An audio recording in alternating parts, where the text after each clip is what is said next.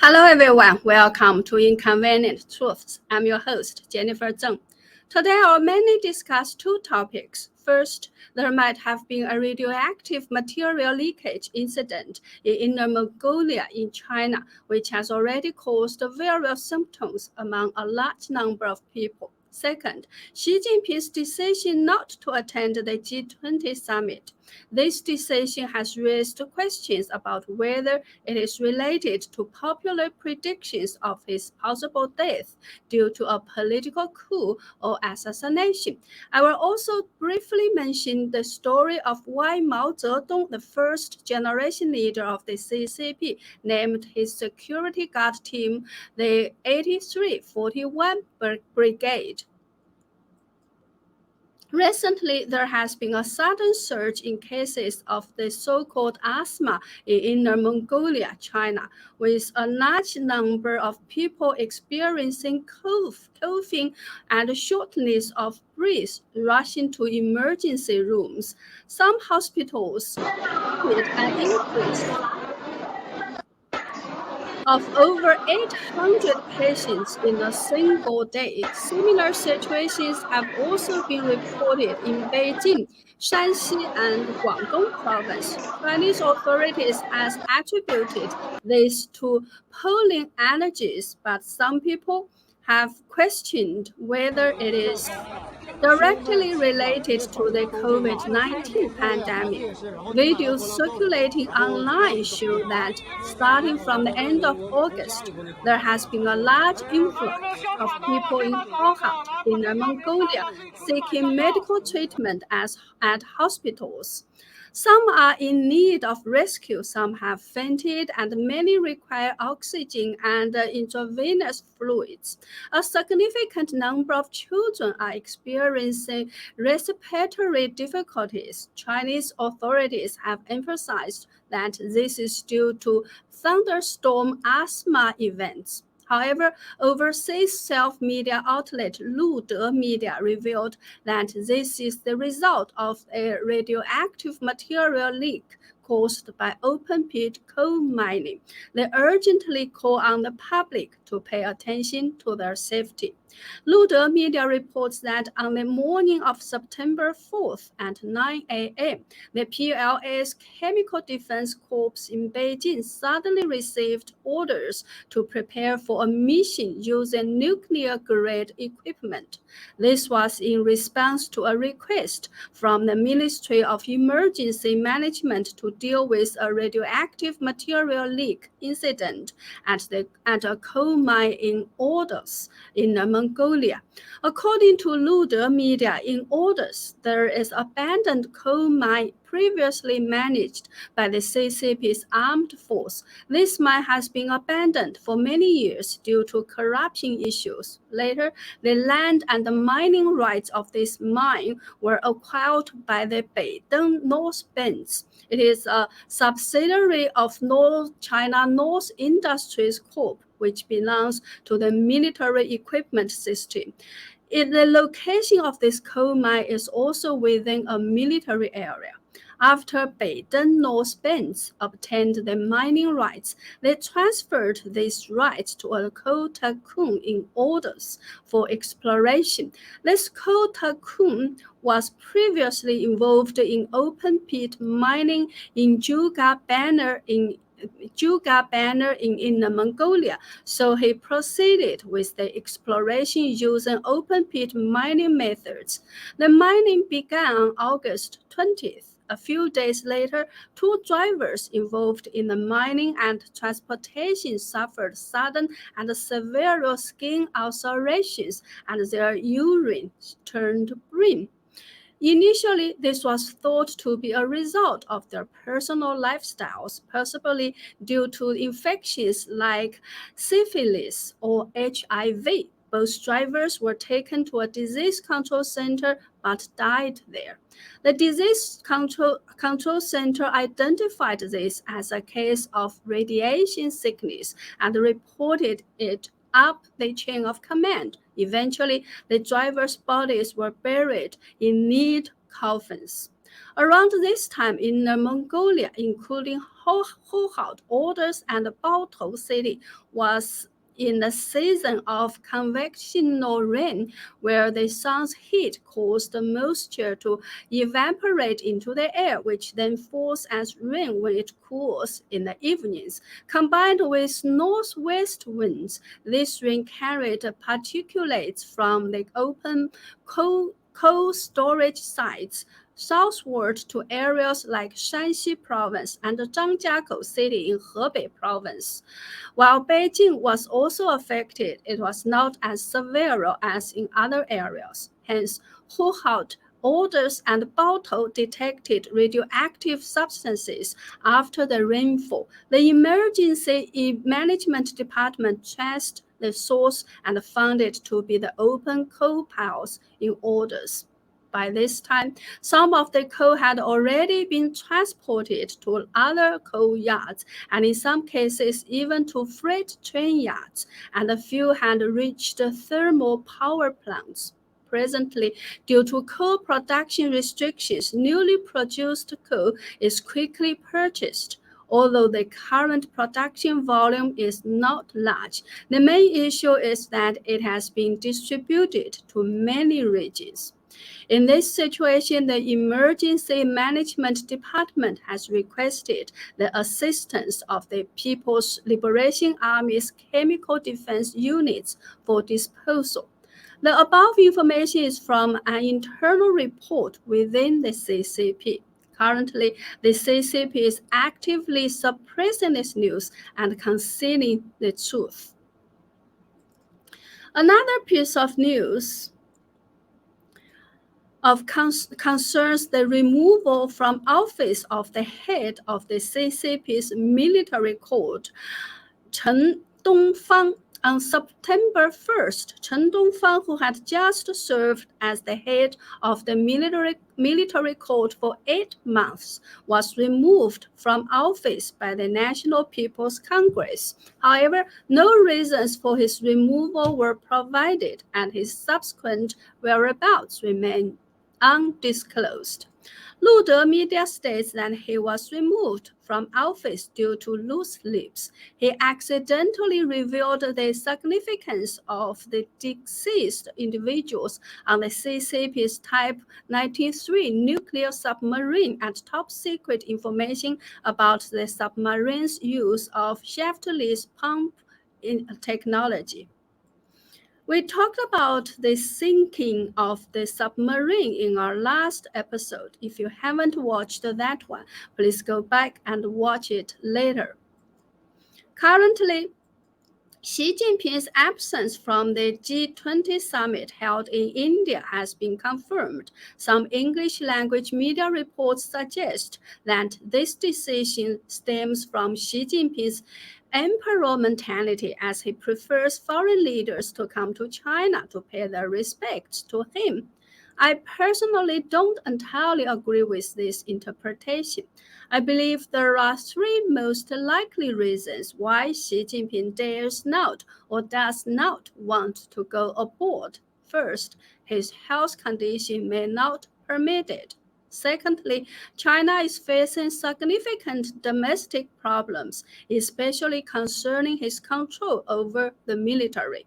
There have been major changes in the leadership of the Rocket Force. The elite troops stationed in Zhuozhou City have been inundated, and data from the AI drones being developed by the Air Force has been destroyed in a massive floods. Additionally, the unexplained removal of the head of the military court, Chen Dongfang, among other issues, all point to significant problems within the military system.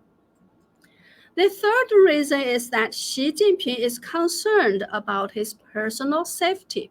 Due to growing public dissatisfaction with Xi Jinping's policies, various predictions about his possible assassination or a coup are circulating online. One of the most famous of these predictions is from an ancient Chinese book called the Tui Bei Tu, which dates back to the Tang Dynasty more than 1300 years ago. one of the predictions in this book have already, many of the predictions in this book have already come true, which has had a significant impact. Its 46th image says, a soldier carries a bell, only saying, I'm the old man with white hair. In the east gate, a golden sword lies hidden. A brave warrior enters the imperial palace from the rear gate. Many interpret this prophecy as a sign that Xi Jinping will face a military coup being overthrown by soldiers. Another famous prophecy is from a Chinese folk prophecy book called The Iron Plate. The final image in this book is quite simple. There are 4 black-colored birds flying over a gap between 2 mountains, and a white-colored bird crashes and dies halfway up the mountain, splattering blood on the cliffs and plummeting downward. There is a sentence below the image. The white feathered bird is killed on this side of the mountain.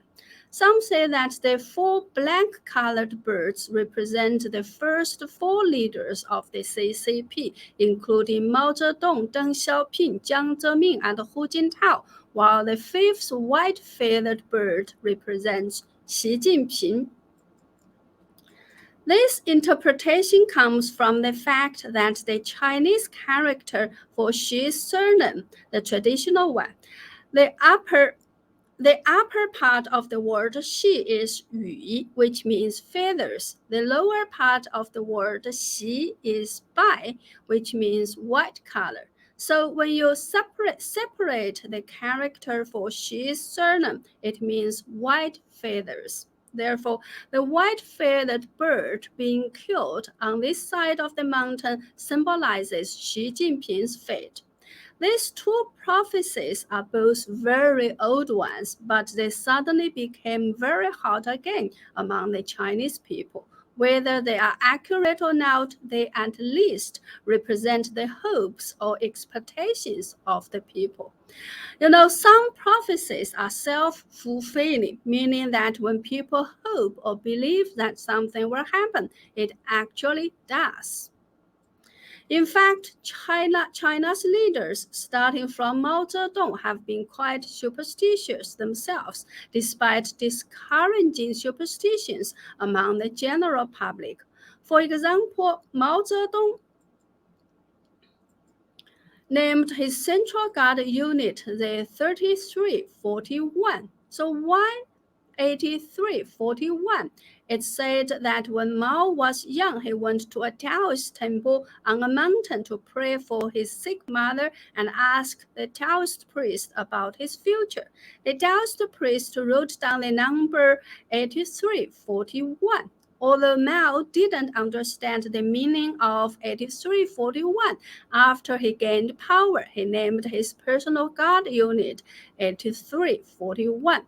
It wasn't until after Mao's death that people understood the meaning of 8341, which was believed to indicate that he would live to be 83 years old and hold power for 41 years. Mao was born in 1893 and died in 1976, living exactly 83 years. Within the CCP, he solidified his leadership position during the Zunyi Conference in 1935, which coincidentally resulted in him holding power for 41 years, from that time until his death in 1976. It's uncertain whether the legendary Taoist actually predicted Mao's lifespan and time in power, but the fact that Mao Zedong named his personal guard unit 8341 suggests that Mao had superstitious beliefs. Xi Jinping is also believed to be superstitious. It's said that he chose the low-lying and flood-prone region of Xiong'an as the site for Beijing's non-capital function relocation due to feng shui considerations. Some people told him that establishing a secondary capital there would enhance his imperial aura and allow him to reign as a communist emperor for a long time. If Xi Jinping is indeed superstitious, then prophecies about his demise through a coup or assassination would certainly impact his psychology, mental state, and even his decisions regarding travel and other matters. This could be one of the reasons he refrains from traveling abroad, because once he leaves China, he loses control.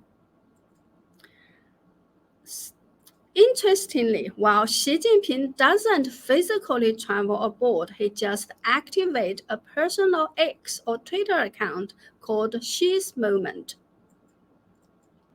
This account currently has over 80,000 followers and does not allow comments from the general public.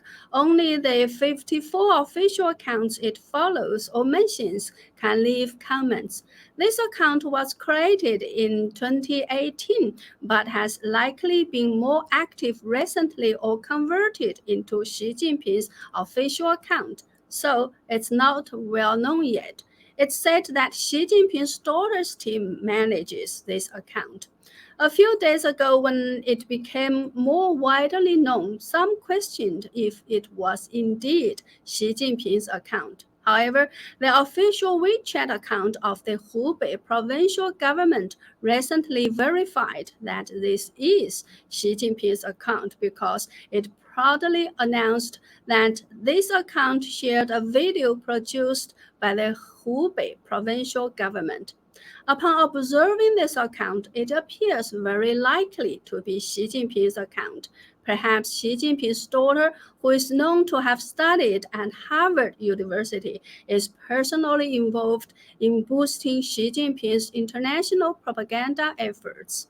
Ironically, X or Twitter is blocked in China, and Chinese citizens who try to access it by bypassing the internet blockade can face legal consequences, including possible detention and police interrogations. Yet, Xi Jinping himself seems to openly defy these restrictions by using X or Twitter to communicate his messages to the world. Isn't this a ridiculous story for the ridiculous time we live in today?